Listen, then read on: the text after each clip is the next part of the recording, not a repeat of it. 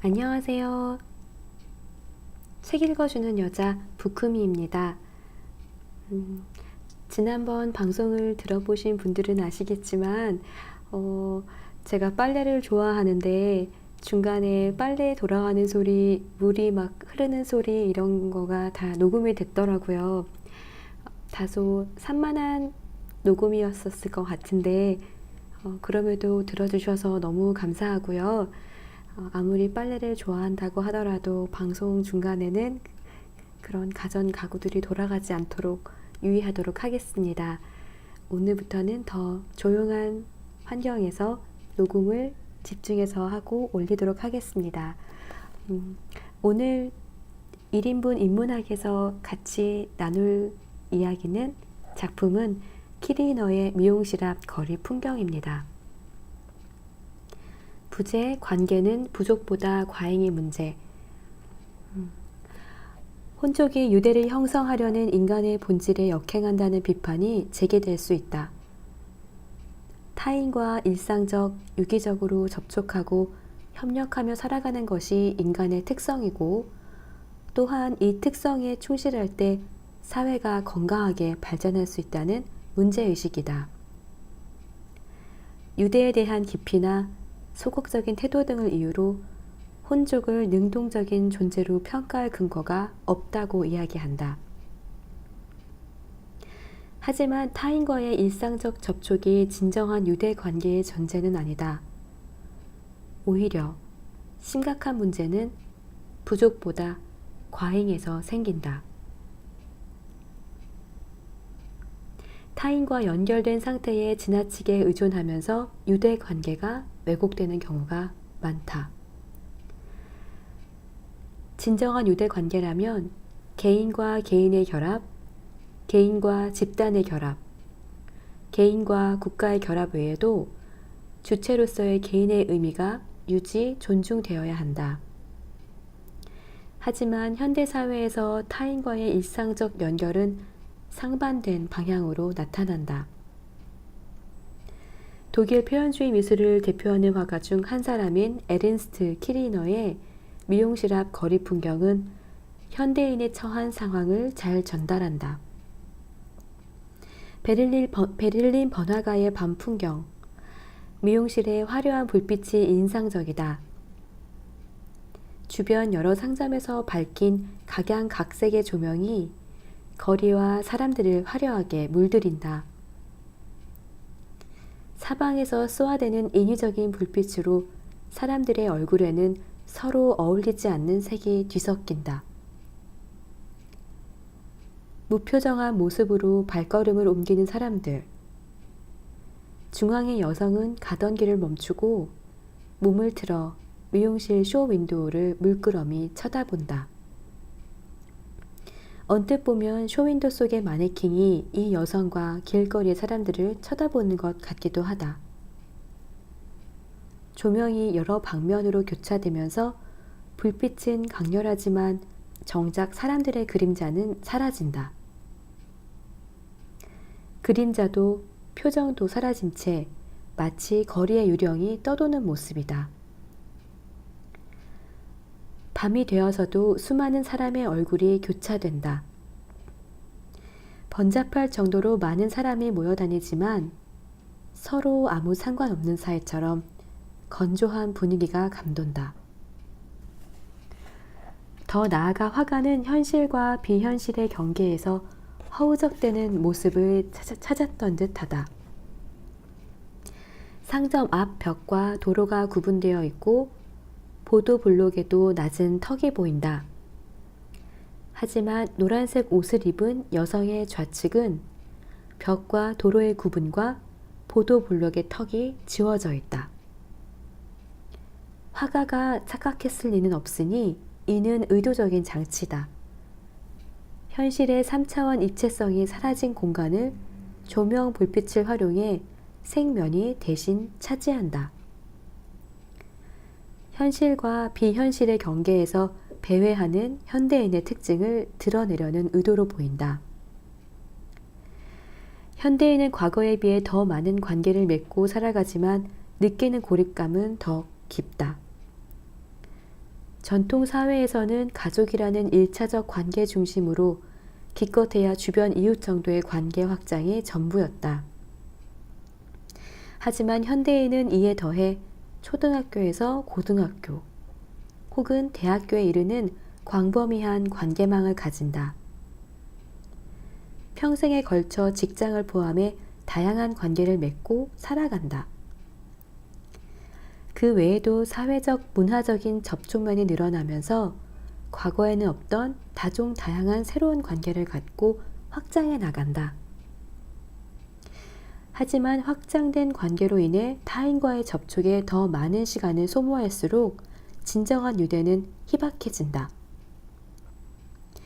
활기가 넘치는 소통이기보다는 일관계의 연장이거나 관성적인 관계에 머무는 경우가 대부분이다. 무엇보다도 이 과정에서 개인은 주체로서의 의미를 갈수록 상실하고 점점 집단으로 분해되는 경향을 보인다. 미국 사회학자 데이비드 리스먼의 고독한 군중은 관계 매몰로 인한 주체 상실이라는 현대인이 처한 집단적 상황을 잘 보여준다. 타인 지향형 인간이 추구하는 인생 목표는 그 향도역의 방향 여하에 따라 바뀐다. 그 목표를 달성하기 위해 열심히 노력하고 그것을 위해 타인들로부터 바래지는 신호에 주의를 기울인다. 이렇듯 타인과의 접촉을 줄곧 유지하는 행위는 철저한 행동상의 수능성을 낳게 되는데 그것은 타인의 행동과 요망에 극도로 민감하게 반응함으로써 습득된다. 리스먼에 의하면 현대는 타인 지향형 인간이 절대 다수를 이루는 사회다. 타인 지향형 성격은 대도시에서 살아가는 현대인 다수의 유형으로 나타난다. 새로운 중산층, 예컨대 다양한 공공부문이나 사기업체 봉급 생활자의 전형적인 성격으로 형성되고 있다. 타인 지향형 성격은 내부 지향형 성격과 대비된다. 내부 지향형은 행위 동기가 외부가 아니라 내부에서 출발한다. 무엇보다도 인생 목표를 스스로 선택한다. 재산, 권력, 지식, 명성은 물론이고 개인적 도덕성 등에 이르기까지 자신의 내면에서 비롯되는 가치 판단 기준을 가진다. 내적인 필요와 선택 그리고 이를 뒷받침하는 의지에 의해 이루어진 인생 목표이기 때문에 이들의 목표를 전 생애를 통해 일관되게 견지할 가능성이 높다. 만약 예기치 않은 사건 때문에 외부 환경에 변화가 일어나더라도 자기 역량과 조건 사이에서 균형을 잡으며 해결 방안을 찾는다. 성장을 통해 판단의 출발과 과정, 그에 대한 결과와 책임, 그것까지 자신의 동력에 의존해왔기 때문이다. 외부 환경의 변화는 개인의 자립성과 자율성, 나아가서는 창의력이 증대되는 방향으로 간다. 하지만 현대사회의 국가나 기업은 개인이 내부 지향형 성격을 갖도록 용인하지 않는다. 거대해진 근대 국가나 대기업 체제는 관료제를 가장 중요한 특성으로 삼는다. 관료제는 피라미드형 수직적 분업 체계를 전제로 한다. 각 계단이 엄격한 절차와 명령, 복종으로 이루어지는 권위주의로 움직인다. 이 시스템 아래에서 개인은 관료 기구를 움직이는 인간들에 의존한다. 이제 판단과 선택의 근거는 외부로 이동한다. 관료화된 사회와 조직 체계가 무엇을 원하는지, 자신보다 더 높은 계단 위에 있는 사람이 무엇을 바라는지 끊임없이 살핀다. 게다가 거대한 관료 기구는 다수의 개인을 효율적으로 동원하기 위해 필요 이상의 경쟁을 부추긴다. 개인은 타인이 자신을 어떻게 평가하는지에 온 신경을 집중한다. 나의 인생 목표가 무엇이고 내가 무엇을 바라는지는 전혀 중요한 가치가 아니다. 선택의 동기와 기준이 개인이 아닌 국가와 기업, 자신이 아닌 타인에게 향한다. 대규모로 타인 지향형 인간이 만들어진다. 타인 지향형 인간을 체계적으로 양산하기 위해 교육이 동원된다. 한 구성분자가 두드러지거나 규율에서 벗어나면 어떻게든 평형적인 틀에 짜맞춘다. 유년기로부터 소년기에 이르기까지 자만이나 우쭐거림은 최악의 신뢰로 간주된다. 지난날 부정적인 태도가 배격된 것이나 마찬가지다. 특출함은 어찌되었든 인정하지 않는다. 오늘날 도덕이라는 것이 있다면 그것은 모두가 집단의 독점물이다. 한국 사회에서 문제가 되는 왕따 현상도 집단적 규범의 결과라고 봐야 한다. 왕따를 주도한 아이나 수동적인 태도를 일조한 아이나 모두 학생 개인의 그릇된 성격이 문제라고 생각한다. 1차적으로 가해자 개인의 비뚤어진 성격과 피해자 개인의 소극적인 성격 때문에 생긴다고 여기지만 우리의 상식과 달리 왕따는 타인 지향형 인간을 양산하는 학교 교육 방식의 결과물이다. 명시적 규칙보다는 동료 집단 사이의 암묵적 규칙과 연관되어 있는 현상이다.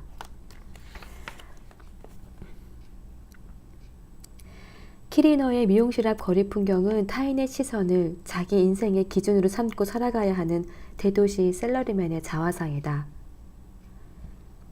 아침부터 밤까지 회사라는 집단의 목표와 가치에 부응, 동료 집단의 적응에 몰두한다.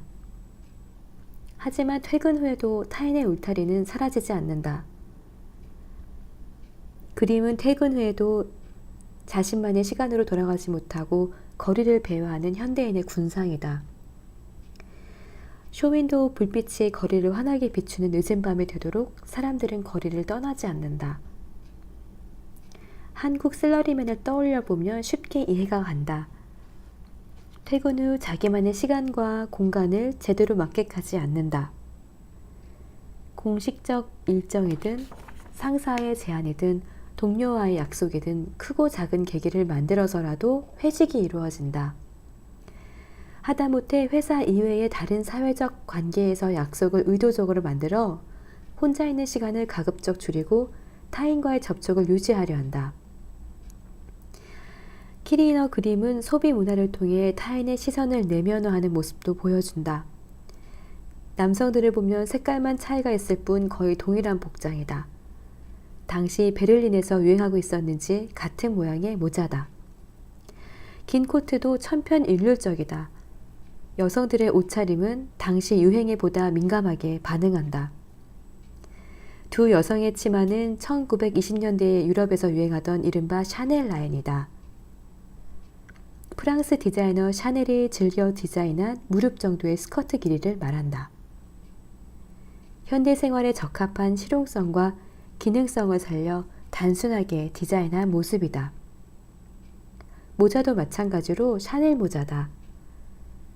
그림 속 두 여성의 모자는 꽃장식이 달리고 화려한 기존 귀족 부인의 모자와 다르다. 활동성을 높여줄 수 있는 단순함과 함께 아름다운 선을 살린 디자인의 모자다. 두 여성의 머리 또한 치렁치렁한 긴 머리가 아니라 미용실 마네킹의 모양처럼 당시 유행하던 단발머리에 맞춘 듯하다. 타인의 시선을 전형적으로 보여주는 유행의 그물 아래 살아가는 현대인의 일상이다. 퇴근 후에도 외적이든 내적이든 타인과의 연결 상태를 유지하려는 타인 지향형 인간 그대로다. 여기까지가 오늘 키리너 작품과 관련되어 있는 내용이었고요. 지금 녹음하는 시간으로 보면은 조금 있으면 직장 여러분들이 퇴근할 시간이 다가옵니다. 퇴근하는 길에 특히나 월요일이기 때문에 주변을 둘러볼 여유가 별로 없을 만큼 바쁘셨겠지만 한번 이런 작품을 계기로 주변을 돌아보고 한번 그런 모습을 다른 시선으로 보는 것도 소소한 재미가 될 것 같습니다. 저는 미술을 전공했다고 하면서도 작가와 작품, 시대, 표현주의 뭐 이런 거를 맞추는데 급급해서 한 작품을 10분 이상 쳐다보는 기회를 많이 갖지 못했었는데, 제가 미처 보지 못했었던 묘사라던가 그런 세밀한 부분까지도 이 책을 통해 저도 또한 다시 한번 느낄 수가 있는 것 같아요. 퇴근길 조심하시고 추운 날 감기도 조심하시고 다음에 또 다른 작품으로 찾아뵙겠습니다. 감사합니다.